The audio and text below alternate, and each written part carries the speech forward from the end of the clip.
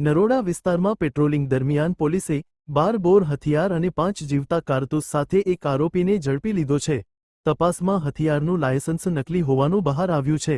આરોપી વિરુદ્ધ arms act અને બીએનએસ હેઠળ ગુનો નોંધી કાયદેસર કાર્યવાહી હાથ ધરવામાં આવી છે।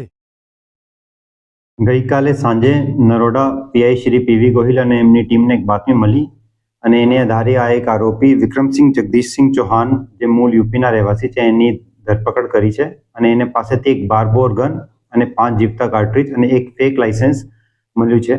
આ જે ફેક લાયસન્સ અને આ જે 12 બોર ગન છે એ યુપીમાં જે બીજો આરોપી છે મુરલી ધાનુ જે મૂળ ફરુખાબાદ યુપીના રહેવાસી છે એને પાસેથી વર્ષ 2003માં 45,000 રૂપિયામાં લીધું હતું અને એના આધારે આ ગુજરાતમાં અલગ અલગ જગ્યાએ જેવી રીતે કે સુરત, ભાવનગર, અમદાવાદ, ગાંધીનગરમાં સિક્યોરિટી ગાર્ડ તરીકે નોકરી કરતું હતું। એનું મૂળ હેતુ હથિયાર રાખવાનું હતું કે હથિયાર સાથે આ જ્યારે સિક્યોરિટી ગાર્ડમાં નોકરી એને ઇઝીલી મળે અને એમને સારું વળતર પણ મળે અને આ જે હથિયાર છે એ જે રહેવાસી છે પોતે ફરુખાબાદ યુપીનો રહેવાસી છે અને ત્યાંથી આ મેળવ્યું છે હથિયાર।